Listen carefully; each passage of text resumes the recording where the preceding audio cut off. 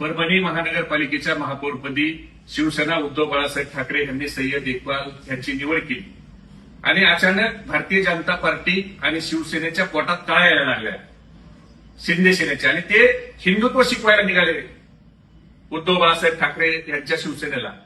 मला त्यांना त्याच जिल्ह्यातल्या परभणी जिल्ह्यातलेच उदाहरण सांगायचंय की महिन्याभरापूर्वी नगरपालिकेची निवडणूक झाली.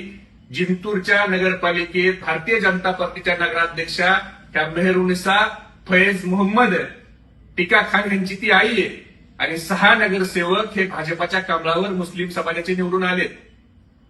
त्याच परभणी जिल्ह्यातल्या पाथरीच्या शिंदे सेनेचे नगराध्यक्ष धनुष्यबाण चिन्हावर लढलेले आसेफ खान आहेत तुमच्या पक्षाचे नेते सईद खान यांचे भाऊ. म्हणजे तुम्ही जर मुस्लिम समाजाला दिलं, अजून थोडं विधानसभेच्या जर थोडं पलीकडे गेलो सिल्लोडकडे, तर अब्दुल सत्तार ह्यांना तुम्ही गुवाहाटीला घेऊन मंत्री केलं. त्यांचा आता मुलगा एक नगराध्यक्ष आहे समीर, एक मुलगा आमिर हा जिल्हा परिषद सदस्य आहे.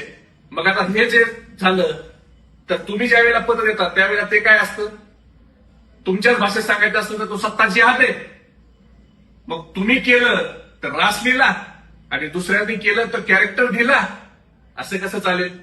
म्हणजे तुम्ही आता मूळ प्रश्नावर बोला, मूळ प्रश्नावर लक्ष विचलित करू नका. एप्स्टीन फाईल मध्ये काय हे देशाला आणि महाराष्ट्राला जाणून घ्यायचंय, जरा त्याच्यावर बोला. आपले पंतप्रधान हे अमेरिकेसमोर खलील लोटांगण वंदीन चिन्ह करायला लागले.